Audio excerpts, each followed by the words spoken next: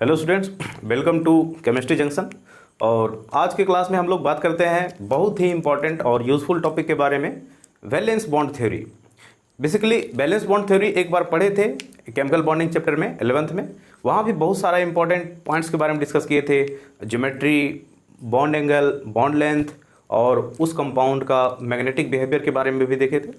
तो यहाँ भी valence bond theory in coordination compound बहुत ही ज़्यादा इंपॉर्टेंट है और सवाल कंपटीशन में आते रहता है, बोर्ड में भी आता है, 12th में भी आता है। इसलिए ये बहुत इंपॉर्टेंट टॉपिक है और इसको समझना चाहिए। इसी पे बेस्ड हम लोग का आगे एक और आएगा CFT, क्रिस्टल फील्ड थ्योरी। तो वैलेंस बॉन्ड थ्योरी का जो इन्वेंशन होता है, स्टार्टिंग होता है, वो बेसिकली बर्नर्स थ्योरी से होता है। बर्नर्स थ्योरी ही वैलेंस बॉन्ड थ्योरी देने का एक पर्पस हो जाता है, क्योंकि बर्नर्स थ्योरी कॉम्प्लेक्स का वैलेंसीज के बारे में एक्सप्लेन करता है, जो कि प्राइमरी और सेकेंडरी के बारे में वो बाद में एस्टेब्लिश कर देता है। तो कहने का मतलब ये हुआ कि वैलेंस बॉन्ड थ्योरी भी हम लोग एज सिमिलर 11th की तरह ही यहाँ भी देखेंगे। तो जैसे कुछ 11th में पढ़े थे, यहाँ भी वैलेंस बॉन्ड थ्योरी में किसी भी कंपाउंड का, किसी भी कॉम्प्लेक्स कंपाउंड का हाइब्रिडाइजेशन कैलकुलेट करेंगे।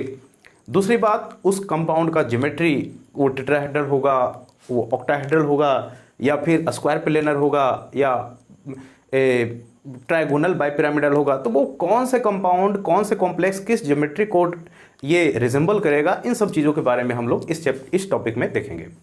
दूसरी बात, कंपाउंड का मैग्नेटिक बिहेवियर को भी बहुत अच्छे से समझेंगे और मैग्नेटिक मोमेंट को भी कैलकुलेट करना इस टॉपिक में हम लोग सीखेंगे। यहाँ से कई बार कंपटीशन में, जेईई मेन में, आईआईटी में, नीट में बहुत बार सवाल आया हुआ है कि फलाने कंपाउंड का या फिर 4-5 कॉम्प्लेक्स दे देता है, इन सब का बोलता है कि बताइए सबका मैग्नेटिक मोमेंट का ऑर्डर क्या होगा। तो अगर ये टॉपिक हम लोग बेहतर तरीके से समझते हैं तो इस तरह के सवाल को आसानी से डील कर सकते हैं। तो स्टार्ट करते हैं valence bond theory in complex compound. तो वैलेंस बॉन्ड थ्योरी स्टार्ट करने से पहले इसके कुछ मेन पॉइंट्स हैं जो कि बताने की कोई आवश्यकता नहीं है, ये सब चीज़ हम लोग को जानना चाहिए। वैलेंस बॉन्ड थ्योरी का पहला पॉइंट है कि किसी भी कॉम्प्लेक्स में सेंट्रल मेटल एटम मतलब जो लिगेंड से सराउंडेड रहेगा उसको बोलेंगे सेंट्रल मेटल एटम। तो किसी भी कॉम्प्लेक्स में सेंट्रल मेटल एटम अपने अनहाइब्रिडाइज्ड डी ऑर्बिटल को प्रोवाइड करेगा, उतना ही नंबर में प्रोवाइड करेगा जितना उस कॉम्प्लेक्स का कोऑर्डिनेशन नंबर होगा, ताकि लिगेंड्स अपना इलेक्ट्रॉन उसमें डाल सके और उन दोनों में एक कोऑर्डिनेट बॉन्ड का फॉर्मेशन हो सके। तो कहने का मतलब पहला इंपॉर्टेंट पॉइंट है कि कोई भी सेंट्रल मेटल एटम को उतना ही वैकेंट डी ऑर्बिटल को प्लेस करना पड़ेगा, उतना उसको डोनेट करना पड़ेगा जितना उस कंपाउंड का, उस सेंट्रल मेटल एटम का कोऑर्डिनेशन नंबर होगा। ऐसा इसलिए होता है कि सपोज करते हैं कोऑर्डिनेशन नंबर किसी भी मॉलिक्यूल का, किसी भी सेंट्रल मेटल एटम का 4 है, तो कहने का मतलब ये हुआ कि 4 लिगेंड्स अपना इलेक्ट्रॉन सेंट्रल मेटल एटम को देगा, और ये तभी पॉसिबल होगा जब सेंट्रल मेटल एटम अपना वैकेंट इलेक्ट्रॉन को वो खाली करके, मतलब हाइब्रिडाइज्ड या फिर हम कहें हाइब्रिडाइजेशन में पार्टिसिपेट करवाए। तो पहला पॉइंट हमारे पास ये आ जाता है। दूसरा पॉइंट ये है कि किसी भी कॉम्प्लेक्स का स्ट्रक्चर या फिर हाइब्रिडाइजेशन को हम लोग उस कॉम्प्लेक्स में या फिर सेंट्रल मेटल एटम का कोऑर्डिनेशन नंबर के अकॉर्डिंग ही डिसाइड करेंगे। ऐसा नहीं बोल सकते हैं कि ये कंपाउंड टेट्राहेड्रल होगा, वो ऑक्टाहेड्रल होगा। किसी भी कंपाउंड में सेंट्रल मेटल एटम का कोऑर्डिनेशन नंबर क्या आ रहा है, उसी से हम उस कंपाउंड का ज्योमेट्री और हाइब्रिडाइजेशन नंबर को एक्सप्लेन करेंगे। ओके, तो ये 2 पॉइंट्स हमने इसमें पढ़ लिया। जैसे अगर हम इस पॉइंट पे बात करेंगे तो यहाँ पे क्या आएगा, the structure and hybridization number of complex can be predicted by coordination number of central metal atom. देखते हैं फॉर एग्जांपल देखते हैं।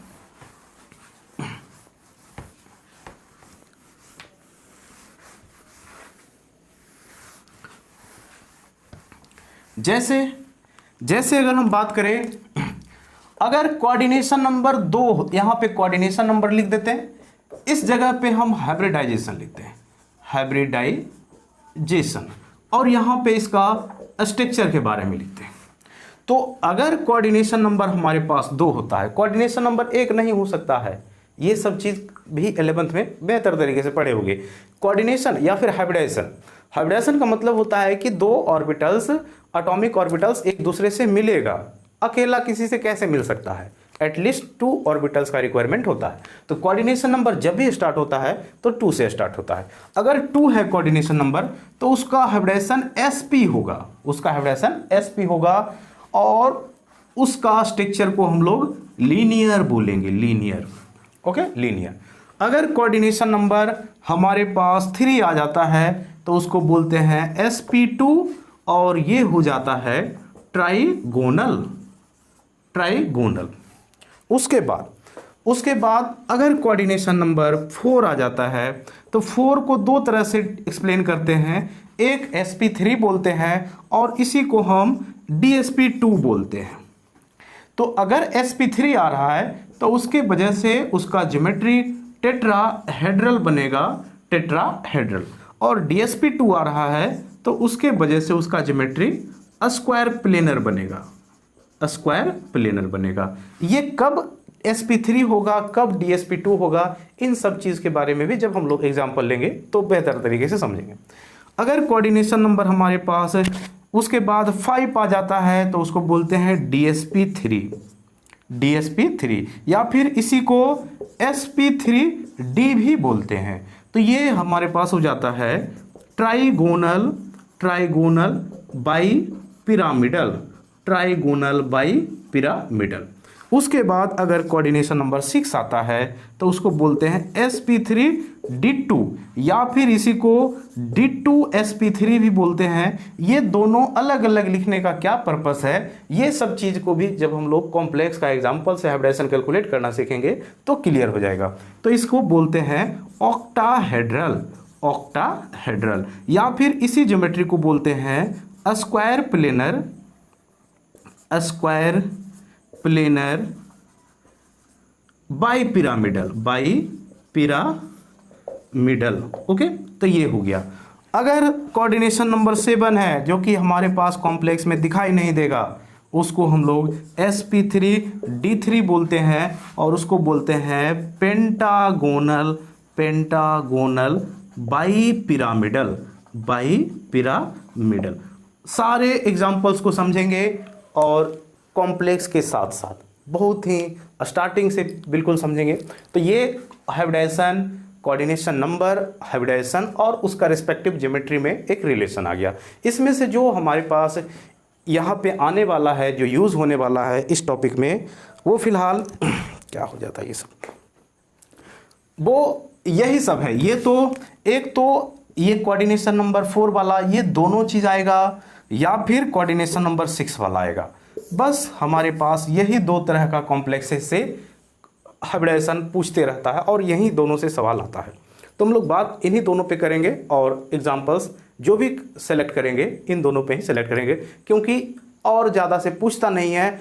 इसलिए भी नहीं पूछता है क्योंकि वो सारे कॉम्प्लेक्स का फॉर्मेशन करते ही नहीं है और रेयर मिलते हैं वो सारे कंपाउंड्स। लेकिन कोऑर्डिनेशन नंबर 4 वाले और कोऑर्डिनेशन नंबर 6 वाले ये 99% कॉम्प्लेक्सेस इन्हीं 2 कोऑर्डिनेशन वाले को रिजेंबल करते हैं। तो वो देखते हैं कोऑर्डिनेशन नंबर 4 रहेगा तो उसका ज्योमेट्री कैसा होगा।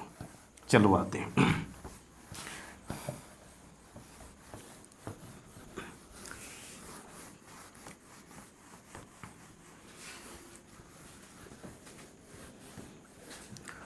जैसे फॉर एग्जांपल अगर हम बात करें कोऑर्डिनेशन नंबर 4 टेट्राहेड्रल, टेट्राहेड्रल के बारे में समझते हैं।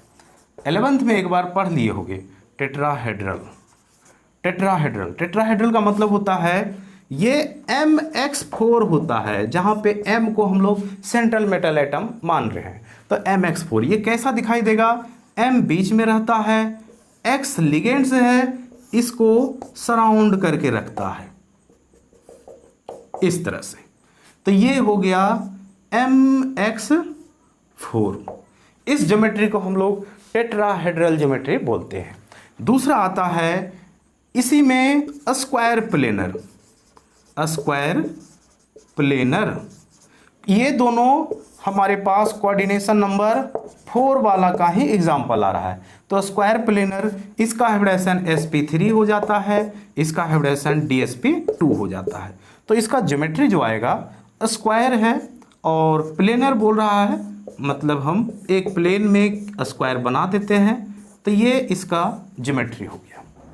तो ये स्क्वायर प्लेनर और ये टेट्राहेड्रल। दूसरी बात अगर हम इसमें याद रखें तो इसका जो बॉन्ड एंगल आता है ये वाला, दो बॉन्ड स्क्वायर टेट्राहेड्रल का बॉन्ड एंगल कितना होगा, 109 डिग्री 28 मिनट होता है, 109 डिग्री 28 मिनट। लेकिन इसमें ये बॉन्ड एंगल क्या हो जाएगा, 90 डिग्री होता है। तो ये दो ज्योमेट्री हो गया कोऑर्डिनेशन नंबर 4 वाले कॉम्प्लेक्सेस का।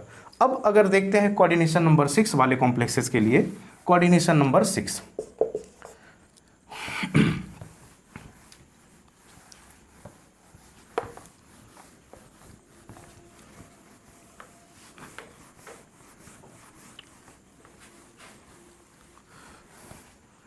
कोऑर्डिनेशन नंबर अगर हम 6 के देखें तो इसको बोलते हैं ऑक्टाहेड्रल, ऑक्टाहेड्रल। और इसका जो ज्योमेट्री होता है वो sp3d2 होता है हाइब्रिडाइजेशन। ज्योमेट्री इसका कुछ इस तरह से होता है। कोऑर्डिनेशन नंबर 6 होने का मतलब 6 लिगेंड उससे सराउंडेड होगा, मतलब कि उसका ज्योमेट्री कुछ इस तरह से हो जाएगा, mx x x x और एक ऊपर x एक नीचे x। तो ये कुछ इस तरह से रहता है। इस ज्योमेट्री को हम लोग ऑक्टाहेड्रल बोलते हैं और ऑल बॉन्ड एंगल्स ये इसका 90 डिग्री ही होता है। तो ये तो हो गया जो कोऑर्डिनेशन पॉलीहेड्रॉन्स होगा उन सब का क्या ज्योमेट्री आएगा, ये सब हम लोग देख लिए। दूसरी बात, अब इसमें एक चीज़ और इम्पॉर्टेंट समझना है लिगेंड्स के बारे में, क्योंकि जो हाइब्रिडाइजेशन किसी भी कॉम्प्लेक्सेस का ज्योमेट्री, मैग्नेटिक मोमेंट, वो लिगेंड पे बहुत ज़्यादा डिपेंड कर जाता है। तो लिगेंड्स के बारे में समझना भी काफ़ी इम्पॉर्टेंट होता है। तो बात करते हैं लिगेंड्स क्या होता है। बेसिकली लिगेंड्स क्या होता है, इस सवाल का जवाब बहुत पहले हम बता दिए थे और बहुत तरह का लिगेंड्स के बारे में, उसके डेंसिटी, उसका डोनर साइट, उसके बहुत सारे स्ट्रक्चर्स, इन सब के बारे में हम लोग बहुत पहले देख लिए थे। अब बात करते हैं लिगेंड्स का अलग प्रॉपर्टीज़ के बारे में। तो कोई भी लिगेंड्स दो तरह का होता है। लिगेंड्स, यहाँ पे बात करते हैं लिगेंड्स के बारे में। लिगेंड्स, लिगेंड्स बड़े थे, अगर नहीं जानते हैं तो भी कोई बात नहीं है। लिगेंड्स का मतलब होता है कि कोई भी एटम या ग्रुप ऑफ एटम्स जो सेंट्रल मेटल एटम को अपना इलेक्ट्रॉन पेयर डोनेट करता हो और उसके साथ कोऑर्डिनेट बॉन्ड से जुड़ा हो, तो उस एटम या ग्रुप ऑफ एटम को हम लिगेंड्स बोलेंगे। तो लिगेंड्स का बेहतर डेफिनेशन हो गया।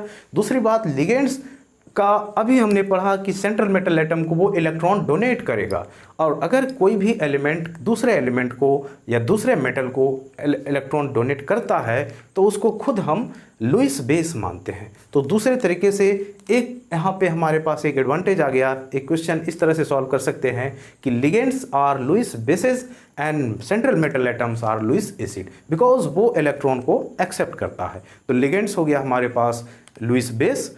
अब दूसरी बात, लिगेंड्स दो तरह को हम लोग इसको कैसे बोल रहे हैं, इसके स्ट्रेंथ के अकॉर्डिंग इसको दो तरह से क्लासिफाइड कर रहे हैं।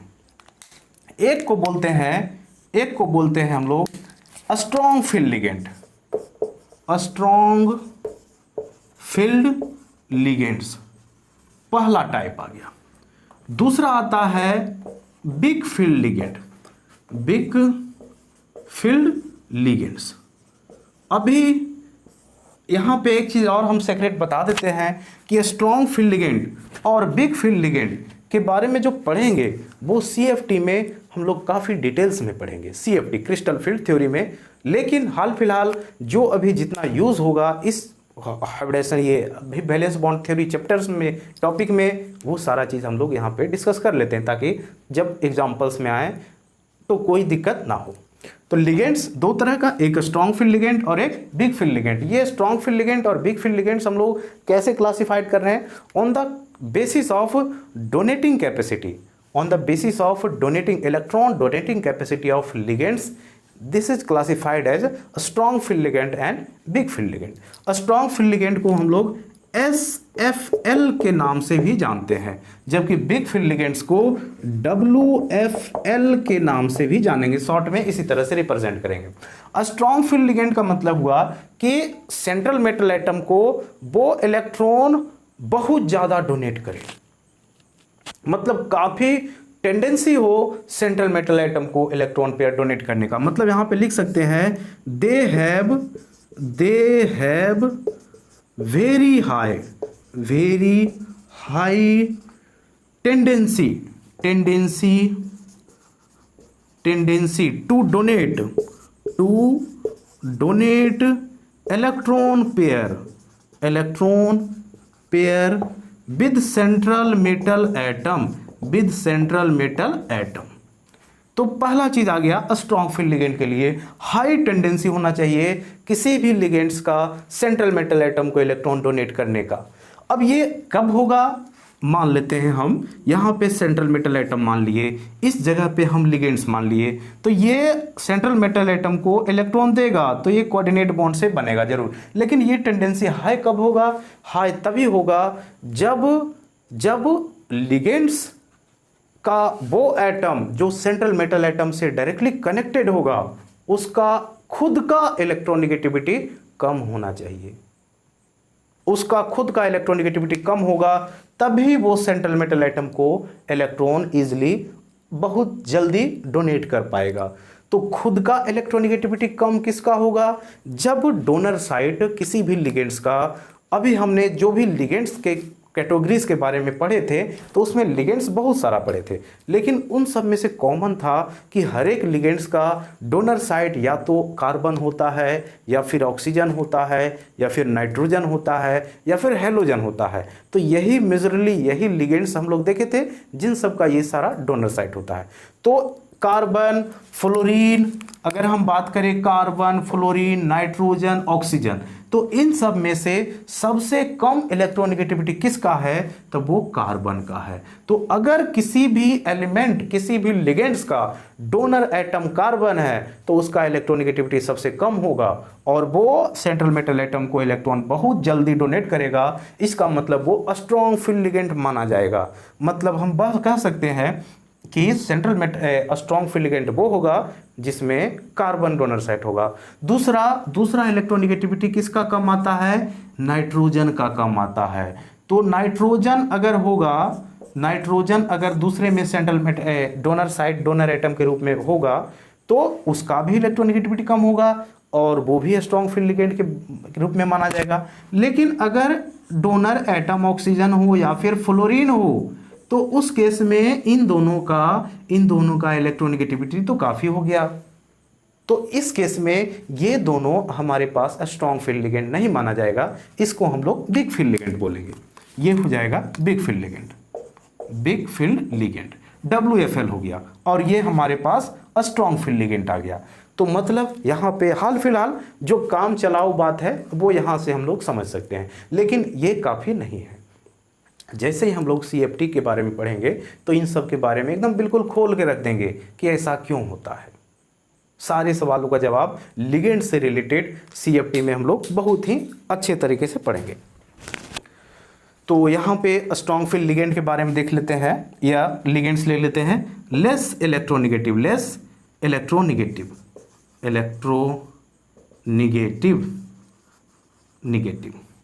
तो ये कौन कौन आएगा, अगर डोनर साइट कार्बन है ना, डोनर साइट कार्बन है या फिर नाइट्रोजन है तो वो स्ट्रॉन्ग फील्ड लिगेंड माना जाएगा। बिग फील्ड लिगेंड कौन होगा, जिसका सेंट्रल मेटल एटम को इलेक्ट्रॉन डोनेट करने का टेंडेंसी कम हो, उसको हम लोग बिग फील्ड लिगेंड बोलेंगे। मतलब लिखेंगे they have less tendency to donate electron pair with central metal atom। उसके बाद इसमें ऐसा किसमें होगा, ऐसा उसमें होगा जिस तरह के लिगेंड्स में जो डोनर एटम होगा, जहां से सेंट्रल मेटल एटम लिगेंड्स से जुड़ा होगा, उस एटम का इलेक्ट्रोनेगेटिविटी ज़्यादा होगा। जिस एटम का इलेक्ट्रोनेगेटिविटी ज़्यादा होता है वो अपने पास इलेक्ट्रॉन होल्ड करने का टेंडेंसी भी ज़्यादा रखता है, तो वो अपने पास ही इलेक्ट्रॉन को रख लेगा। तो दान कितना करेगा, वो डोनेट नहीं कर सकता है, या फिर डोनेट करने का कैपेसिटी उसका कम होगा, मतलब वो बिग फील्ड लिगेंड्स की तरह कंसिडर किया जाएगा, WFL। तो ये हो गया बिग फील्ड लिगेंड, मतलब कि यहाँ पे हम बोल सकते हैं लिगेंड्स में हाई इलेक्ट्रोनेगेटिव, हाई इलेक्ट्रोनेगेटिव ये कौन कौन से होते हैं? अगर डोनर साइट यहाँ पे नाइट्रोजन फ्लोरीन हो, या फिर हम सिंपली बोल सकते हैं हेलोजन हो, या फिर नाइट्रोजन हो। तो मोटा मोटी इतना दोनों अभी हम लोग लिगेंड्स के बारे में अगर इतना समझ लेते हैं तो हम लोग आसानी से सवालों को सॉल्व कर सकते हैं। तो देखते हैं अब एग्जांपल्स पे आते हैं और कैसे किसी भी कॉम्प्लेक्स का हाइब्रिडाइजेशन और उसका geometry, magnetic moment, inner outer complexes के बारे में कैसे सारे आंसर्स को सॉल्व करेंगे, इन सब के बारे में देखते हैं। एग्जाम्पल पे आते हैं, बात करते हैं।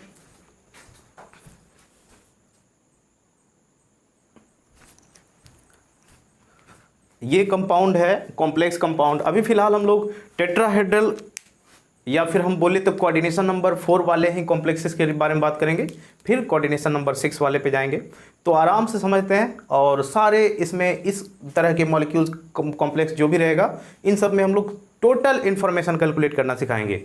कुछ भी पूछ दे एग्जाम में आसानी से बना सकते हैं। इसका ज्योमेट्री पूछ दे, हाइब्रिडाइजेशन पूछ दे, मैग्नेटिक मोमेंट पूछ दे, कुछ भी पूछ दे, हम लोग ईजिली इसको सॉल्व कर लेंगे। तो देखते हैं इसको सॉल्व करके।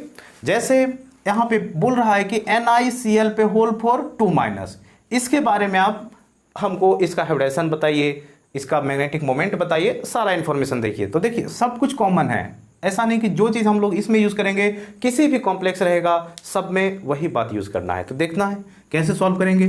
जो भी कॉम्प्लेक्स दिया हुआ है तो इसमें से कुछ स्टेप्स को याद रखना है। पहला स्टेप क्या है? फर्स्ट स्टेप ये है, फर्स्ट स्टेप कि calculate oxidation number of central metal atom. पहला काम हमारे पास कोई भी कॉम्प्लेक्स गिवन हो, आइदर कोऑर्डिनेशन नंबर 4 और कोऑर्डिनेशन नंबर 6, हम सेंट्रल मेटल एटम का ऑक्सीडेशन नंबर कैलकुलेट करेंगे। पहला पॉइंट ये याद रखना है। दूसरा सेकेंड स्टेप ये है, स्टेप नंबर 2, आइडेंटिफाई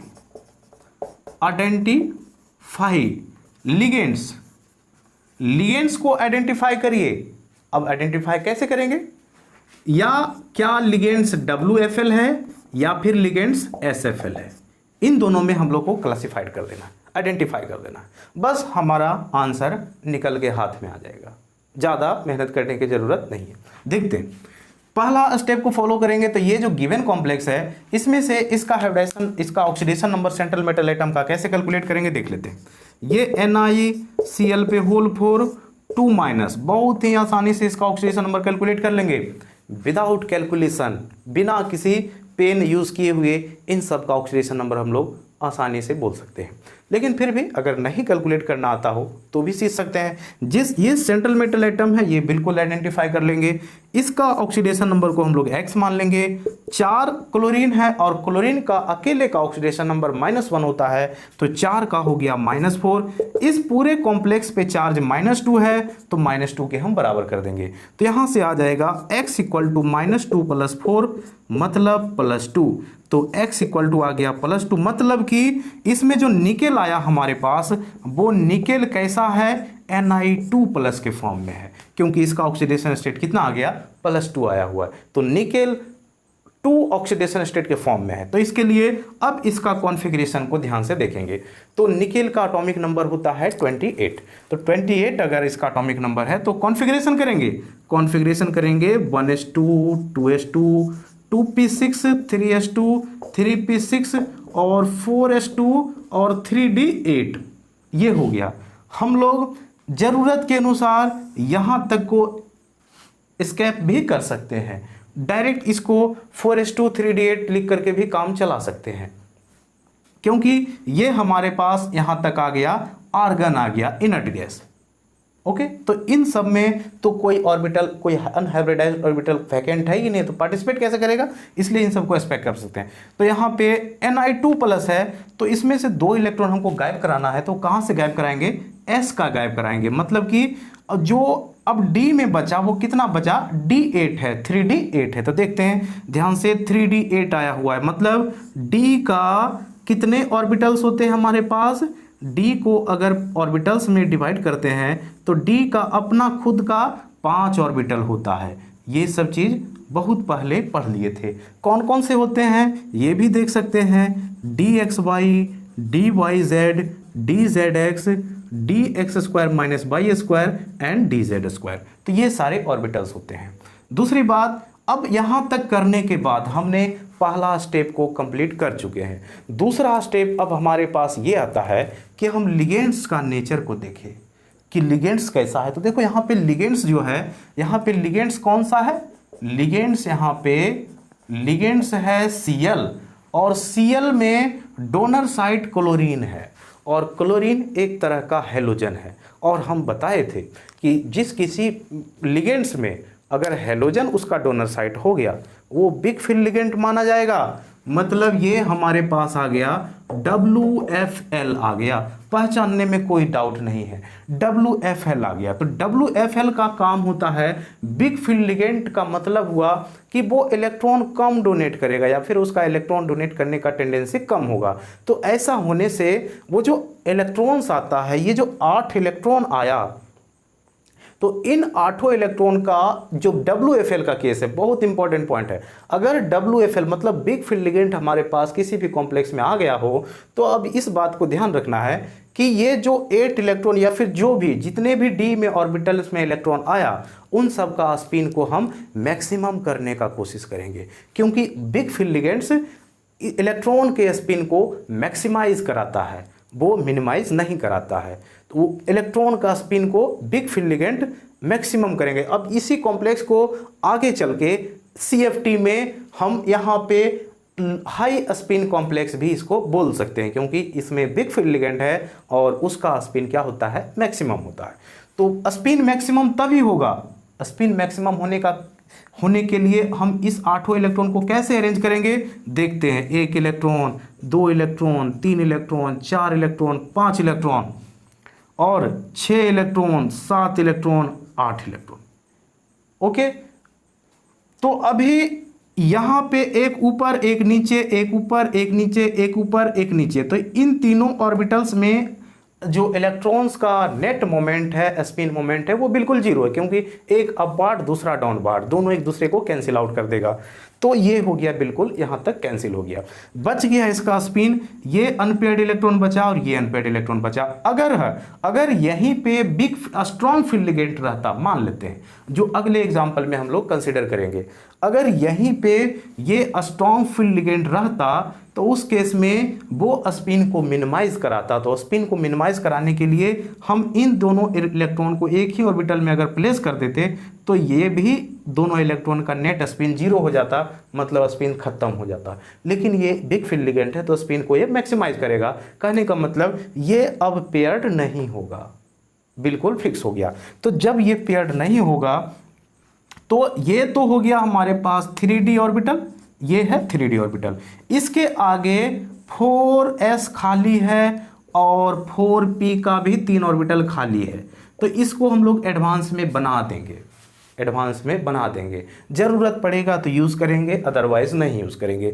तो अब देखो, अब अगर chlorine central metal atom, chlorine अगर निकेल को इलेक्ट्रॉन पेयर डोनेट करेगा तो क्या लोन पेयर, कोई भी क्लोरीन अपना लोन पेयर इस ऑर्बिटल में दे सकता है? नहीं दे सकता, क्योंकि इसमें 1 इलेक्ट्रॉन ऑलरेडी आया हुआ है। जब भी इलेक्ट्रॉन पेयर डोनेट करेगा तो 2 इलेक्ट्रॉन देगा और एक ऑर्बिटल में 3 इलेक्ट्रॉन नहीं हो सकता है, इसलिए ये दोनों ऑर्बिटल अब पार्टिसिपेट नहीं करेगा। मतलब निकेल का कोई भी d ऑर्बिटल पार्टिसिपेट नहीं करेगा। तो अब क्या होगा, इसका कोऑर्डिनेशन नंबर 4 है। कोऑर्डिनेशन नंबर इसका कितना है, कंपाउंड का 4 है, कोऑर्डिनेशन नंबर 4 है। मतलब ये हुआ कि अब हमको 4 ऑर्बिटल मालूम चाहिए, 4 ऑर्बिटल का जरूरत है। चाहे जहाँ से भी हो। तो अब ये पांचों ऑर्बिटल्स में तो कोई भी ऐसा ऑर्बिटल नहीं आया जो इस हाइब्रिडाइजेशन में पार्टिसिपेट कर सके, इसलिए अब ये आगे का ऑर्बिटल का मदद लेगा। तो ये 4s एक ऑर्बिटल, एक 4p का 3 ऑर्बिटल, क्योंकि 4 ऑर्बिटल को खींचना है तो ये तीनों मिल करके ये एक हाइब्रिडाइज्ड ऑर्बिटल बना लेगा। तो बताइए पार्टिसिपेशन कैसे हुआ, एक s का और एक 2 3 p का, तो इसका हाइब्रिडाइजेशन क्या आ जाएगा, इस कंपाउंड का sp3 आ गया। मतलब ये हुआ इसका हाइब्रिडाइजेशन आ गया sp3 आ गया। जब इसका हाइब्रिडाइजेशन sp3 आया तो इसका ज्योमेट्री क्या होगा, ज्योमेट्री इसका हो जाएगा टेट्राहेड्रल। कहने का मतलब ये हुआ कि निकेल हमारे पास एक यहाँ पे है, एक क्लोरीन इसको इस डायरेक्शन में है, एक क्लोरीन यहाँ पे जुड़ा हुआ है Cl, और एक क्लोरीन इससे ऐसे जुड़ा हुआ है और एक क्लोरीन इससे ऐसे जुड़ा हुआ है। तो ये इसका ज्योमेट्री हो गया टेट्राहेड्रल, NaCl4 पे 2- और इस पूरे पे चार्ज हमारे पास 2- है। तो यहाँ तक तो हमने देख लिया, लेकिन अगर हमको इस कॉम्प्लेक्स का मैग्नेटिक मोमेंट के बारे में पूछेगा, मैग्नेटिक मोमेंट, तो देखते हैं यहाँ पे इस पूरे अरेंजमेंट में हम लोग देख रहे हैं यहाँ पे कोई अनपेयर्ड इलेक्ट्रॉन नहीं, यहाँ पे कोई अनपेयर्ड इलेक्ट्रॉन नहीं, यहाँ पे कोई अनपेयर्ड इलेक्ट्रॉन नहीं, लेकिन ये अनपेयर्ड है, ये अनपेयर्ड है। तो इस पूरे अरेंजमेंट में 2 अनपेयर्ड इलेक्ट्रॉन हमारे पास आया हुआ है। तो मैग्नेटिक मोमेंट कैलकुलेट कैसे करते हैं, कहाँ गया, मैग्नेटिक मोमेंट कैलकुलेट करने के लिए क्या करेंगे, मैग्नेटिक मोमेंट का फॉर्मूला होता है n × n+2 Bm, जहाँ पे Bm क्या है, Bm है बोर मैग्नेट्रॉन। मैग्नेटिक मोमेंट का एक अपना यूनिट होता है बोर मैग्नेट्रॉन। n क्या है, n है number of unpaired electron in this arrangement. Number of unpaired electron कितना आया, 1 2। अनपेयर्ड का मतलब होता है अकेला, 2 अकेला इलेक्ट्रॉन आया, इसलिए अनपेयर्ड इलेक्ट्रॉन हो गया 2। तो अगर अनपेयर्ड इलेक्ट्रॉन इसका 2 है तो यहाँ पे पुट करेंगे तो आ जाएगा हमारे पास 2 × 2+2, मतलब 2 2 4 × 2, ये आ गया 8 √8 Bm हो गया। अब कहेगा 8 Bm मैग्नेटिक मोमेंट कुछ भी आ जाए, अनपेयर्ड इलेक्ट्रॉन अगर एक भी हो, एक अनपेयर्ड इलेक्ट्रॉन रहेगा तो वो हमारे पास क्या हो जाएगा, पैरामैग्नेटिक हो जाएगा। तो इसको हम लोग पैरामैग्नेटिक भी बोल सकते हैं।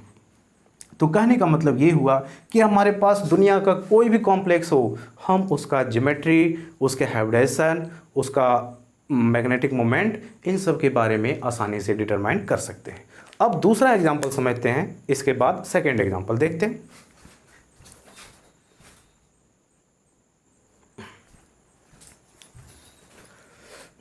सेकेंड एग्जाम्पल हम लोग फिर से समझते हैं। अभी कोऑर्डिनेशन नंबर 4 वाले के बारे में ही समझेंगे, फिर हम लोग 6 वाले पे जाएंगे। बहुत ही, और इस पे जितने भी प्रीवियस ईयर में सवाल आया है IIT JEE में, वो सब चीज़ के बारे में हम बताएंगे इसी वीडियो में, आज के ही क्लास में।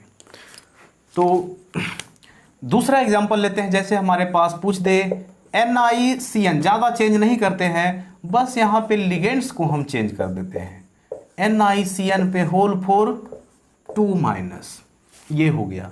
तो अब इस कॉम्प्लेक्स का बताइए ज्योमेट्री क्या होगा, हाइब्रिडाइजेशन क्या होगा, मैग्नेटिक मोमेंट क्या होगा, इन सब के बारे में बताइए। कुछ भी नहीं करना है, नया कुछ भी नहीं करना, स्टेप को याद रखना है। बताए थे स्टेप में पहला काम सेंट्रल मेटल एटम का ऑक्सीडेशन नंबर को निकालना। दूसरी बात, यहाँ पे जो कोऑर्डिनेशन नंबर है, कोऑर्डिनेशन नंबर कितना है, 4 है। तो चलो ये तो हमने मालूम कर लिया, कोऑर्डिनेशन नंबर 4। दूसरा बात, इसमें oxidation number of central metal atom calculate करेंगे, oxidation number of central metal atom. तो यहाँ पे कितना आ जाएगा oxidation number central metal atom का, देखते हैं। तो NiCN पे होल 4 2- है, ये कॉम्प्लेक्स है। इसमें सेंट्रल मेटल एटम कौन है, निकेल है, इसका ऑक्सीडेशन नंबर X मान लेंगे। 4 CN है, और CN एक तरह का रेडिकल होता है, उसका अकेले का ऑक्सीडेशन नंबर -1। तो 4 CN का कितना हो गया, -4 हो गया। इस पे होल चार्ज कितना है, -2 है। तो ये बराबर कर दिया, यहाँ से X बराबर कितना आ जाएगा, +2। मतलब बोल सकते हैं कि निकेल का ऑक्सीडेशन नंबर यहाँ पे +2 है, मतलब इस पर्टिकुलर कॉम्प्लेक्स में निकेल 2+ के फॉर्म में एग्जिस्ट कर रहा है। दूसरी बात, अब देखो यहाँ तक हमारे पास सिमिलर था, निकेल का ऑक्सीडेशन नंबर 2 आया था, उसमें भी सेम आया था, लेकिन अब इसका, अब हम निकेल 2+ जो आया इसका क्या करेंगे, इसका कॉन्फ़िगरेशन करेंगे। तो कॉन्फ़िगरेशन क्या आ जाएगा हमारे पास, 1s2 2s2 2p6, उसके बाद आएगा 3s2। चलो यहाँ पे इसको हम लोग डायरेक्ट लिख देते हैं 4s2 3d8, यही चीज़ ज़्यादा यूज़ करेंगे, वो ns2 वाला हटाओ। अब 2+ है मतलब कि 2 इलेक्ट्रॉन s का गायब हो जाएगा, बच गया 3d8। तो अब d ऑर्बिटल में, d ब्लॉक में, d सबशेल में हमारे पास 5 ऑर्बिटल होता है, 5 ऑर्बिटल हो गया। ओके, अब उसके बाद यहाँ पे एक बना देंगे हम s का, एक ऑर्बिटल बना देंगे हम s का, एडवांस में 3 ऑर्बिटल p का होता है वो बना के रखेंगे। दूसरी बात, अब यहाँ तक बनाने के बाद ये हो गया हमारे पास 3d, ये हो गया 4s और ये हो गया 4p। लिगेंड्स को देखना है, लिगेंड्स को, तो लिगेंड्स हमारे पास क्या है, Cn है। तो लिगेंड्स जो है, लिगेंड्स वो Cn है, और Cn एक स्ट्रॉन्ग फील्ड लिगेंड है। Cn में जो निकेल से जुड़ा हुआ है वो कौन है, कार्बन है, और कार्बन का खुद का इलेक्ट्रोनेगेटिविटी कम होता है, इसलिए उसको स्ट्रॉन्ग फील्ड लिगेंड के कैटेगरी में बताए थे, तो वो स्ट्रॉन्ग फील्ड लिगेंड है। और दूसरी बात, जब लिगेंड्स का नेचर अगर स्ट्रॉन्ग फील्ड आ गया तो क्या होता है कि स्ट्रॉन्ग फील्ड लिगेंड्स इलेक्ट्रॉन का स्पिन को मिनिमाइज कर देता है, इसलिए कि वो स्टेबल कर देता है कंपाउंड को। और कोई भी कॉम्प्लेक्स ज़्यादा स्टेबल तभी होगा जब उसका स्पिन सबसे कम होगा। स्पिन और स्टेबिलिटी में इन्वर्सली रिलेशन होता है, ऐसा पढ़े होगे, जैसे कि चार्ज और स्टेबिलिटी में होता है, अगर चार्ज ज़्यादा है तो स्टेबिलिटी कम होगा, उसी तरह से यहाँ भी है। तो अगर स्ट्रॉन्ग फील्ड लिगेंड है मतलब वो कॉम्प्लेक्स ज़्यादा स्टेबल होगा, और ऐसा तभी हो पाएगा जब वो कॉम्प्लेक्स का स्पिन, मैग्नेटिक मोमेंट वो बहुत कम होगा। तो कहने का मतलब ये हुआ कि 8 इलेक्ट्रॉन जो यहाँ पे d ऑर्बिटल में आ रहा है, तो पहला इलेक्ट्रॉन यहाँ, दूसरा यहाँ, तीसरा, चौथा, पाँचवा, छठा, सातवां और ये 8वां आ गया। अब दूसरी बात, हम लोग हर एक तरह का कोशिश करेंगे उस इलेक्ट्रॉन का स्पिन को कम करने का। तो यहाँ पे देखो एक पॉसिबिलिटी बन रहा है कि अगर इस इलेक्ट्रॉन को हम यहाँ पे ले आएँ तो इसका स्पिन बिल्कुल ख़त्म हो गया, क्योंकि यहाँ पे जितना 4 इलेक्ट्रॉन अपवार्ड है तो इसका स्पिन हो जाएगा 4 × +½ और दूसरी बात 4 इलेक्ट्रॉन डाउनवर्ड है तो उसका स्पिन हो जाएगा 4 × -½ तो ये कैंसिल होकर के स्पिन इसका क्या आ गया, 0 आ गया। अब हम देख रहे हैं कि ये ऑर्बिटल d का बिल्कुल वैकेंट है, मतलब कि यहाँ पे Cn लिगेंड अपना 2 इलेक्ट्रॉन को रख सकता है, तो ये ऑर्बिटल हाइब्रिडाइजेशन में पार्टिसिपेट करने लायक है, इसलिए एक ऑर्बिटल ये पार्टिसिपेट करेगा। कितना ऑर्बिटल करेगा, जितना उसका कोऑर्डिनेशन नंबर होगा। कोऑर्डिनेशन नंबर 4 हुआ, कहने का मतलब 4 ऑर्बिटल को ही पार्टिसिपेट करवाएंगे। तो एक ऑर्बिटल तो ये हो गया, और एक ऑर्बिटल s का हो गया, और 2 ऑर्बिटल यहाँ पे p का हो जाएगा। ये तो 1 2 3 4 मतलब आ गया d का एक ऑर्बिटल, एक s का और 2 p का, तो इसका हाइब्रिडेशन आ जाएगा dsp2। हाइब्रिडेशन आ गया इसका dsp2, बहुत ही इजीली कैलकुलेट कर लिए। जब dsp2 आ गया, इसका हाइब्रिडेशन हमने कैलकुलेट कर लिया dsp2।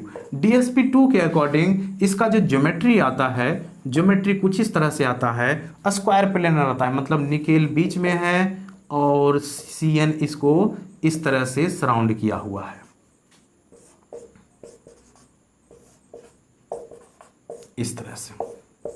तो और इस पे होल हमारे पास 2 माइनस, तो ये हो गया इस कॉम्प्लेक्स का ज्योमेट्री हो गया। दूसरी बात, अगर इसमें हमको मैग्नेटिक मोमेंट के बारे में डिसाइड करना हो, मैग्नेटिक मोमेंट, तो मैग्नेटिक मोमेंट का जो फॉर्मूला कैलकुलेट करते हैं वो √n × n+2 ही होगा, और वो bm।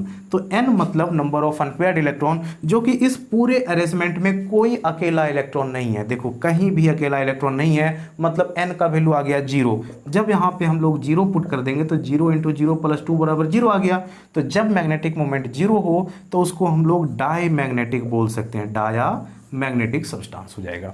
तो ये होता है, इस तरह से हम लोग किसी भी कॉम्प्लेक्स का हाइब्रिडेशन और उसका मैग्नेटिक मोमेंट, स्ट्रक्चर वगैरह के बारे में कैलकुलेट कर सकते हैं। टेट्राहेड्रल के बारे में समझ लिए होंगे, हमने स्ट्रॉन्ग फील्ड लिगेंड और वीक फील्ड लिगेंड दोनों के बारे में बता दिया।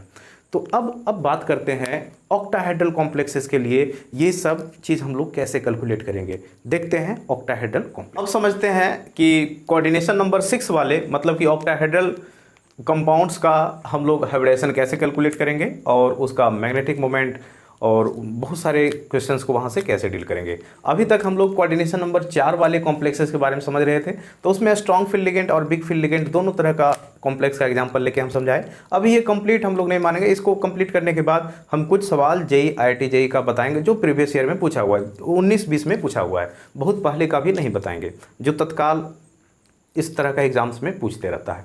तो बात करते हैं अब कोऑर्डिनेशन नंबर 6 वाले के लिए हम लोग कैसे उसका हाइब्रिडाइजेशन और सारा इन्फॉर्मेशन को कलेक्ट करेंगे। कोऑर्डिनेशन नंबर 6, तो कोऑर्डिनेशन नंबर 6 वाले कोई भी कंपाउंड का हम एक एग्जांपल ले लेते हैं। सपोज करते हैं हम ऐसा ले लेते हैं, एक एग्जांपल हम ले लिए, मान लेते हैं कि हमको मालूम करना हो K4, सपोज करते हैं K4 FeCN पे होल 6, इस कॉम्प्लेक्स का हमको ज्योमेट्री, मैग्नेटिक मोमेंट और हाइब्रिडाइजेशन कैलकुलेट करना हो। ये K4 FeCN पे होल 6, इसको बोलते हैं पोटेशियम फेरोसाइनेट, पोटेशियम फेरोसाइनेट इस कॉम्प्लेक्स का नाम हो गया। नहीं तो अगर IPSC नेमिंग करेंगे तो इसको बोलेंगे पोटेशियम हेक्सासाइनाइडो फेरेट 2। ओके, ये तो नाम चलो हम लोग लिख लिए। अब कोई भी कंपाउंड हो, चाहे वो कोऑर्डिनेशन नंबर 4 वाले हो या फिर कोऑर्डिनेशन नंबर 6 वाले हो, हम लोग का स्टेप को चेंज नहीं करेंगे, बिल्कुल फिक्स रहेगा। पहला स्टेप क्या बताए थे कि सेंट्रल मेटल एटम का ऑक्सीडेशन नंबर को कैलकुलेट करना है। पहला स्टेप सेंट्रल मेटल एटम का ऑक्सीडेशन नंबर को कैलकुलेट करना है, मतलब कि सेंट्रल मेटल एटम का ऑक्सीडेशन नंबर क्या कैलकुलेट करेंगे, सेंट्रल मेटल एटम का ऑक्सीडेशन नंबर पहला।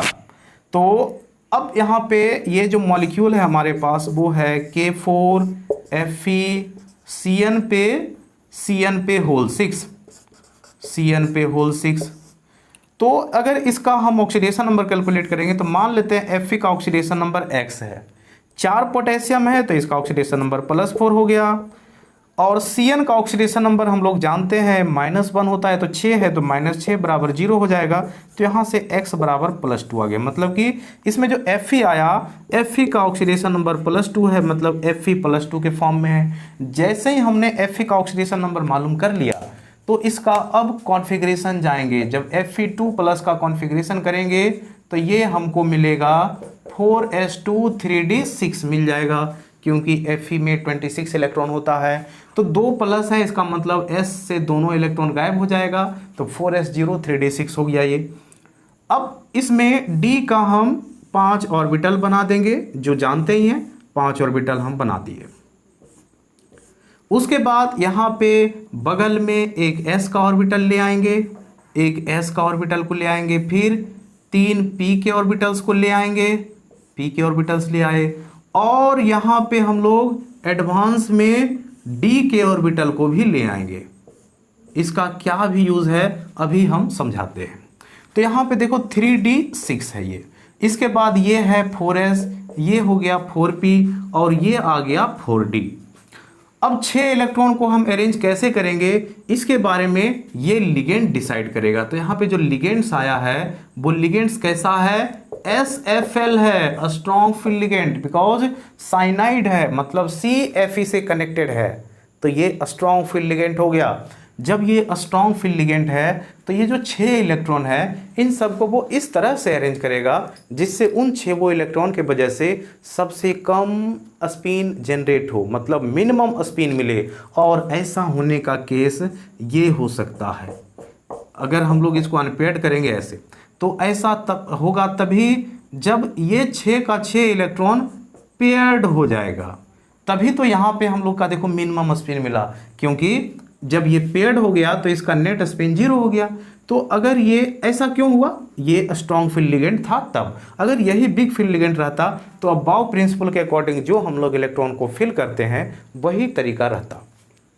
दूसरी बात, अब देख रहे हैं कि ये जो 3D आया इसका दोनों ऑर्बिटल बिल्कुल दोनों ऑर्बिटल इसका वैकेंट है, मतलब कि अब ये हाइब्रिडाइजेशन में पार्टिसिपेट कर सकता है। तो इसका कोऑर्डिनेशन नंबर 6 है, मतलब कि 6 Cn अपना 2 इलेक्ट्रॉन को डोनेट करेगा तो उसके लिए 6 डब्बा का रिक्वायरमेंट होगा, 6 डब्बा का रिक्वायरमेंट होगा। तो 6 डब्बा कहाँ से आएगा? 2 डब्बा तो यहाँ से आ गया, 2 ऑर्बिटल, 1 ऑर्बिटल यहाँ से, 3 ऑर्बिटल यहाँ से, तो 1 2 3 4 5 6। तो यहाँ से हम इन 6 ऑर्बिटल्स को कंबाइंड कर देते हैं, तो ये हमारे पास ऑर्बिटल आ गया। तो अगर इसका हम हाइब्रिडाइजेशन के बारे में डिसाइड करेंगे तो हाइब्रिडाइजेशन इसका कितना आ जाएगा? डी का 2 ऑर्बिटल पार्टिसिपेट किया तो D2, एक S का S और P का 3 ऑर्बिटल पार्टिसिपेट किया तो D2sp3 हो गया। इसको हम बोलते हैं ऑक्टाहेड्रल, ऑक्टाहेड्रल बोलेंगे। Okay, octahedral. रही बात अगर इसका हम ज्योमेट्री को देखेंगे तो यहाँ पे जो Fe आया वो Fe सेंट्रल मेटल एटम होगा बीच में, और Cn इसको चारों तरफ से सराउंड करके रखेगा, चारों तरफ से सराउंड करके रखेगा, चारों तरफ से सराउंड करके रखेगा, और ये ऑक्टाहेड्रल ज्योमेट्री आ जाएगा। तो ये हो गया इसका ज्योमेट्री। अब दूसरी बात, यहाँ पे जो 4 पोटेशियम है वो कैसे रहेगा? पोटेशियम आउटर ये वैलेंसी को शो करता है, मतलब वो इस तरह से कनेक्टेड होगा। तो ये हो गया इसका ज्योमेट्री आ गया। दूसरी बात, अगर हम लोग इसका मैग्नेटिक मोमेंट कैलकुलेट करेंगे, मैग्नेटिक मोमेंट कैलकुलेट करेंगे तो इसका फॉर्मूला सेम है, n × n+2 bm। मतलब हो गया इसमें हमने देख रहे हैं इस पूरे अरेंजमेंट में नो अनपेयर्ड इलेक्ट्रॉन, कोई भी अनपेयर्ड इलेक्ट्रॉन नहीं है। जब अनपेयर्ड इलेक्ट्रॉन नहीं होगा तो यहाँ पे पुट करेंगे तो 0 × 0+2 = आ गया 0, मतलब ये डायामैग्नेटिक हो गया, ये डायामैग्नेटिक हो गया। तो हमने ऑक्टाहेड्रल कॉम्प्लेक्सेस वाले के लिए भी हाइब्रिडाइजेशन कैलकुलेट करना, ज्योमेट्री कैलकुलेट करना और ये सारा चीज़ सीख लिए। इसमें एक चीज़ और हम लोग को यहाँ पे बहुत ज़रूरी सीखना है कि इसमें जो d ऑर्बिटल पार्टिसिपेट किया वो 3d का ऑर्बिटल पार्टिसिपेट किया। अगर 3d का ऑर्बिटल पार्टिसिपेट करता है तो इसको हम लोग इनर ऑर्बिटल कॉम्प्लेक्स बोलते हैं, inner orbital complex. Inner orbital complex बहुत ही इंपॉर्टेंट है, बहुत इंपॉर्टेंट। इनर ऑर्बिटल कॉम्प्लेक्स कहने का मतलब इनर ऑर्बिटल कॉम्प्लेक्स क्या होगा कि इनर, देखो ये अंदर वाले d ऑर्बिटल पार्टिसिपेट किया, अगर यही ना करके d ऑर्बिटल ये वाला पार्टिसिपेट करता तो उस केस में हम इस कॉम्प्लेक्स को आउटर ऑर्बिटल कॉम्प्लेक्स बोलते। अभी फिलहाल इनर ऑर्बिटल कॉम्प्लेक्स बोलेंगे। तो ये हो गया इनर ऑर्बिटल कॉम्प्लेक्स। मतलब कि इसका डेफिनेशन भी लिख सकते हैं, if 3d orbital participates in hybridization this is called inner orbital complex. मतलब कि यहाँ पे लिख सकते हैं when 3d orbital participate in hybridization, उसको क्या बोलेंगे? इनर ऑर्बिटल कॉम्प्लेक्स बोलेंगे। तो ये सारा का सारा कॉन्सेप्ट हो गया ऑक्टाहेड्रल कॉम्प्लेक्स के लिए। अब दूसरा एग्जांपल एक और हम लोग समझते हैं ऑक्टाहेड्रल कॉम्प्लेक्स के लिए, उसके बारे में अब हम लोग बिग फील्ड लिगेंड्स को मान के चलते हैं, बिग फील्ड लिगेंड्स। अब यहाँ पे इस कॉम्प्लेक्स में इसको ऐसा भी लिख सकता है, लो स्पिन भी लिख सकता है, लो स्पिन। मतलब कि इस लिगेंड्स का नाम ना बता करके लो स्पिन भी दे सकता है बहुत सारे सवाल में। तो लो स्पिन से भी समझना है कि स्पिन लो कब होगा? जब इलेक्ट्रॉन सारे के सारे पेयर्ड हो जाएंगे, और सारे के सारे पेयर्ड कब होंगे? जब वो लिगेंड स्ट्रॉन्ग होगा। ओके, स्ट्रॉन्ग लिगेंड होगा। दूसरा एग्जांपल और समझते हैं, बात करते हैं सेकेंड एग्जांपल।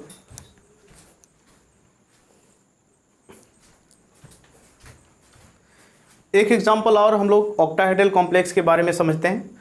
तो जैसे अगर ऐसा लिखा रहे कि इन सारे कॉम्प्लेक्स का आप सारा इंफॉर्मेशन बताइए, तो COF6 इस पे होल चार्ज 3- या फिर K3COF6 कुछ भी हो, बात बराबर, दोनों में से कोई भी रह सकता है, या फिर इसके अलावा और भी कॉम्प्लेक्सेस रहेगा। हम लोग का कंसेप्ट में कोई बदलाव नहीं होना है। क्या करेंगे? यहाँ पे जो स्टेप बताए वही फॉलो करेंगे। पहला काम, oxidation number of central metal atom, oxidation number of central metal atom calculate कर लेंगे। तो सेंट्रल मेटल एटम यहाँ पे कोबाल्ट है, तो कोबाल्ट का ऑक्सीडेशन नंबर आ जाएगा कोबाल्ट का ऑक्सीडेशन नंबर। इसका आ जाएगा, मान लेंगे x प्लस 6 का हो गया -6 इक्वल टू हो गया -3, तो x इक्वल टू यहाँ पे आ गया +3 आ गया x इक्वल टू, ठीक है। तो ये हो गया कोबाल्ट का ऑक्सीडेशन नंबर। दूसरी बात, इसका कॉन्फ़िगरेशन अगर करेंगे तो कोबाल्ट यहाँ पे 3+ के फॉर्म में आ गया, जिससे कि सेंटर में ऑक्सीडेशन नंबर 3 आया, मतलब 3+ के फॉर्म में है। तो यहाँ पे इसका ऑक्सीडेशन नंबर, ये कॉन्फ़िगरेशन करोगे तो 4s2 और 3d कोबाल्ट हो जाता है 27, 3d7। तो 3+ होने का मतलब है 3 इलेक्ट्रॉन इससे गायब कराएंगे, तो 2 इलेक्ट्रॉन s से गायब होगा, 1 इलेक्ट्रॉन d से, मतलब 3d6 बचा। तो अब देखो 3d6 बच गया, तो यहाँ से फिर से कहानी स्टार्ट हो जाएगा, यहाँ से फिर से हमारा कंसेप्ट स्टार्ट होगा। ये बच गया हमारे पास 3d6, तो इसको हम लोग इस तरह से देखेंगे। ऑर्बिटल को अब बनाएंगे, ये बना देंगे d का 5 ऑर्बिटल शुरुआत में, ठीक है। एक ऑर्बिटल s का बना दिए, फिर से 3 ऑर्बिटल p का बना दिए, अब एक और फाइनल लास्ट में d का 5 ऑर्बिटल बना देंगे, ज़रूरत पड़ेगा तो ठीक है, नहीं तो नहीं। तो ये हो जाएगा, ये है 3d6, ये है 4s, ये वाला 4p और ये वाला 4d। इस तरह से हम लोग का काम करना है, इतना बिल्कुल बना के रखेंगे। 6 इलेक्ट्रॉन है। दूसरी बात, यहाँ तक करने के बाद हम लोग लिगेंड्स का नेचर को देखेंगे। तो ये जो लिगेंड्स आया वो क्या है, WFL है। ऐसा कैसे पहचाने, ऐसा हम लोग इस तरह से पहचान लिए कि ये जो लिगेंड्स आया, इसमें लिगेंड्स में जो डोनर साइट है इसका हेलोजन है, और हेलोजन खुद का इलेक्ट्रॉनिगेटिविटी जाता है, मतलब वो इलेक्ट्रॉन कम डोनेट करेगा, और इससे हम लोग समझेंगे कि वो बिग फील्ड लिगेंड है। तो अगर ये बिग फील्ड लिगेंड है तो बिग फील्ड का मतलब क्या होता है, हाई स्पिन हाई। तो 6 इलेक्ट्रॉन को हम कैसे अरेंज करेंगे कि उसका स्पिन मैक्सिमम होगा। देखो 1 2 3 4 5 और ये 6, इसके अलावा हम कोई भी अरेंजमेंट करेंगे तो इसका स्पिन इससे कम ही आएगा। तो यही इसका बिल्कुल करेक्ट अरेंजमेंट हो गया। अब यहाँ पे ये सारा इलेक्ट्रॉन बच गया। तो अब देखते हैं कि अगर F इलेक्ट्रॉन अपना कोऑर्डिनेट बॉन्ड बनाएगा CO से, तो क्या CO इन 5 ऑर्बिटल्स में से कोई ऑर्बिटल प्रोवाइड करा सकता है? नहीं करा सकता है, क्योंकि ये कोई वैकेंट नहीं है, बिल्कुल एक एक इलेक्ट्रॉन आया हुआ है, मतलब सारे ऑर्बिटल्स डिस्टर्ब हो चुके हैं। अब F जब भी इलेक्ट्रॉन देगा तो वो 2 इलेक्ट्रॉन देगा, और किसी भी ऑर्बिटल में 2 इलेक्ट्रॉन रखने का इसका ताकत नहीं है, मतलब कि ये D ऑर्बिटल पार्टिसिपेट अंदर वाले नहीं करेगा। लेकिन यहाँ पे कोऑर्डिनेशन नंबर 6 है, मतलब कि इसको कोबाल्ट को 6 ऑर्बिटल देना ही देना है। ये सब हम लोग VBT में इसमें इंपॉर्टेंट पॉइंट ही बताए थे कि 6 ऑर्बिटल देगा। अब ये कहाँ से देगा, अब ये बाहर वाले ऑर्बिटल दे देगा, मतलब कि ये एक यहाँ से देगा, P का 3 ऑर्बिटल देगा तो 4 हुआ, अब बाहर वाले D का 2 ऑर्बिटल दे देगा, तो अब ये हो गया 6। तो इसका अगर हम हाइब्रिडेशन पे नोटिस करें तो हाइब्रिडेशन में देखो एक S आया, 3 P आया और 2 का D आया, तो ये हाइब्रिडेशन हो गया इसका sp3d2। दूसरी बात, यहाँ पे अंदर वाले d ऑर्बिटल हाइब्रिडेशन में पार्टिसिपेट नहीं किए हैं, बाहर वाले d ऑर्बिटल का मदद लिया है, इसलिए इस पर्टिकुलर कॉम्प्लेक्स को हम आउटर ऑर्बिटल कॉम्प्लेक्स बोलेंगे। आउटर ऑर्बिटल कॉम्प्लेक्स बोलेंगे। आउटर ऑर्बिटल कॉम्प्लेक्स कहने का मतलब इसका डेफिनेशन क्या हो जाएगा, इसका डेफिनेशन हो जाएगा when 4d orbital participate in hybridization. जब वो 4d ऑर्बिटल हाइब्रिडेशन में पार्टिसिपेट करेगा तो उसको हम लोग आउटर ऑर्बिटल कॉम्प्लेक्स बोलेंगे। दूसरी बात ये हो गया यहाँ तक। अब अगर इसका हम ज्योमेट्री देखेंगे तो ज्योमेट्री तो ऑक्टाहेड्रल का जो होता है वही आएगा। मैग्नेटिक मोमेंट के बारे में देख लेते हैं। मैग्नेटिक मोमेंट हमारे पास आ जाएगा यहाँ से फिर से n × n+2 और ये Bm हो जाएगा। मतलब यहाँ पे देख रहे हैं तो अनपेयर्ड इलेक्ट्रॉन पूरे अरेंजमेंट में 1 2 3 4 अनपेयर्ड इलेक्ट्रॉन आया हुआ है। मतलब यहाँ पुट करेंगे तो 4 × 4+2 6, मतलब ये आ जाएगा √24 Bm। √24 Bm आ गया, मतलब ये हाईली पैरामैग्नेटिक है, क्योंकि मोर नंबर ऑफ अनपेयर्ड इलेक्ट्रॉन आया हुआ है, तो ये आ जाएगा पैरामैग्नेटिक आ गया। तो सारा इन्फॉर्मेशन हमने कलेक्ट कर दिया। तो यही है वैलेंस बॉन्ड थ्योरी। इसमें अब कोई डाउट नहीं होना चाहिए। 2 ही तरह का एग्जांपल्स या 2 ही तरह का सवाल पूछता है, for coordination number 4 and for coordination number 6। तो दोनों तरह के लिए हमने सवाल बता दिया। बिग फील्ड रहेगा तो क्या करेंगे, लिगेंड्स, स्ट्रॉन्ग फील्ड लिगेंड रहेगा तो क्या करेंगे, इन सब के बारे में बता दिए। अब हम लोग कुछ इंपॉर्टेंट जो प्रीवियस ईयर में जेईई मेन IIT 2019 में या फिर उससे पहले जो भी सवाल VBT से आया है उसके बारे में एनालिसिस करेंगे। फिर उसके बाद हम लोग का अगले टॉपिक की तरफ बढ़ेंगे। ओके, देखते हैं।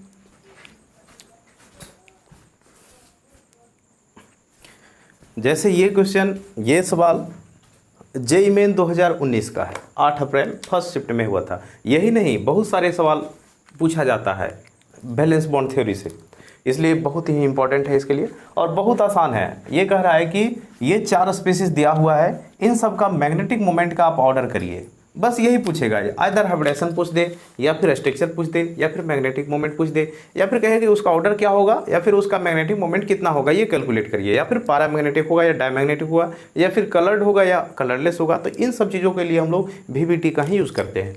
तो सब में अगर हम इसका देखेंगे तो इसमें देख लेते हैं, सब में कैलकुलेट करते हैं। तो देखो पहले इसका कैलकुलेट करते हैं। तो पहला अगर काम करेंगे हम भी CN पे होल 4 और यहाँ पे 4 माइनस है, तो 4 माइनस होने से पहला काम क्या करना है कि भी जो सेंट्रल मेटल एटम आया उसका ऑक्सीडेशन नंबर कैलकुलेट कर लेना है। तो यहाँ पे जो भी इसका CN ही है, CN पे होल 4, हाँ 6 है ये, सॉरी यहाँ पे 6 है इसलिए मिस्टेक हो रहा था, ये यहाँ पे बुक में दिया हुआ है 6 है, तो ये चलो 6 है। तो पहला काम क्या करेंगे कि ये जो सेंट्रल मेटल एटम आया इसका ऑक्सीडेशन नंबर को हम लोग को कैलकुलेट कर लेना है। तो ऑक्सीडेशन नंबर कैलकुलेट करेंगे तो यहाँ पे -6, तो यहाँ पे -2 4 आने के लिए इसका +2 हो जाएगा, तो इसका ऑक्सीडेशन नंबर आ जाएगा +2। तो वेनेडियम है, तो वेनेडियम मतलब क्या हुआ, स्कैंडियम, टाइटेनियम, वेनेडियम। तीसरा आता है तो मतलब ये हो जाएगा 4s2 3d3 आ गया। तो 2+ है मतलब 2 इलेक्ट्रॉन इसका गायब हो जाएगा। तो डी में आ गया 3 इलेक्ट्रॉन। अब 3 इलेक्ट्रॉन है डी में, तो मतलब कि ये तो हमारे पास डी का 5 ऑर्बिटल आता ही है, 5 ऑर्बिटल आ गया। तो इन तीनों ऑर्बिटल को अब जैसे भी अरेंज करेंगे तो हमारे पास अनपेयर्ड ही रहेगा। तो मतलब कि इसके पास 3 अनपेयर्ड इलेक्ट्रॉन आ गया, तो इसके पास n = आ गया 3। इसको हम लोग देखेंगे, पहले ध्यान देंगे, n = 3 को आराम से रख लेना है।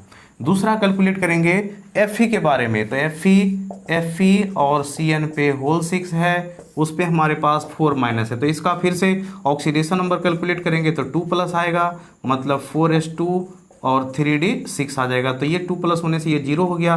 तो Fe में 6 इलेक्ट्रॉन, मतलब D में 6 इलेक्ट्रॉन आगे आने का मतलब हो गया।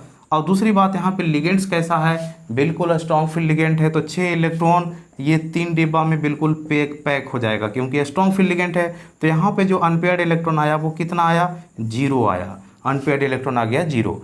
अब अगर अगले केस में हम देखेंगे तो अगले केस में ये क्या है, RuNH3 पे होल 6, RuNH3 पे होल 6 और उस पे 3+।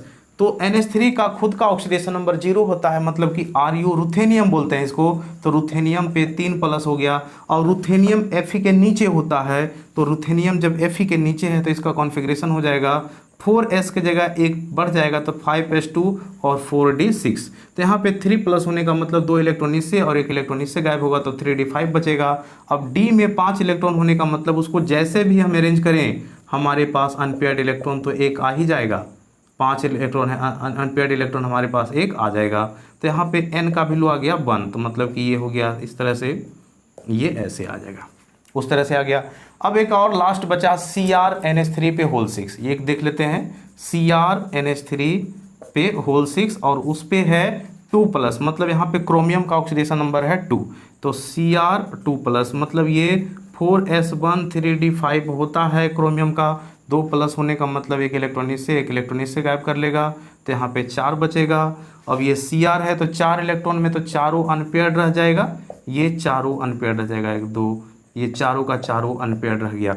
तो कहने का मतलब ये हुआ कि सबसे ज़्यादा अनपेयर्ड किस में आया, सबसे ज़्यादा अनपेयर्ड यहाँ पे n = 4 आ गया Cr में, तो इसका मैग्नेटिक मोमेंट ज़्यादा होगा, तो Cr2+ का ज़्यादा हो गया। यहाँ भी Cr2+ है, तो चलो दोनों बात कॉमन आ रहा है। लेकिन उसके बाद अनपेयर्ड इलेक्ट्रॉन ज़्यादा किस में आया, V2+ में, जिसमें 3 आ गया था, तो V2+ यहाँ पे आ गया, मतलब हमारे पास ये ऑर्डर अब बिल्कुल सही हो गया। तो ये जेईई मेन 2019 का सवाल था और इसको हमने आसानी से सॉल्व कर लिया। ये तो बताने में इतना समय लग गया, वरना अगर हम लोग बहुत ईजिली सॉल्व करते तो इसको डायरेक्ट आंसर ही टिक मारते। तो कहने का मतलब ये हुआ कि VBT से कोई भी तरह का सवाल आए इतना में ही से ही आएगा और इसी में वो रिपीट करते रहेगा। ओके, अब बैलेंस बॉन्ड थ्योरी का कुछ लिमिटेशंस हैं, उसको हम लोग थोड़ा सा समझ लेते हैं और नेक्स्ट CFT के बारे में बढ़ेंगे। तो बैलेंस बॉन्ड थ्योरी का लिमिटेशन 2-3 लाइन का लिमिटेशन है, उसको लिख लेते हैं और उसके बाद CFT के बारे में देखेंगे।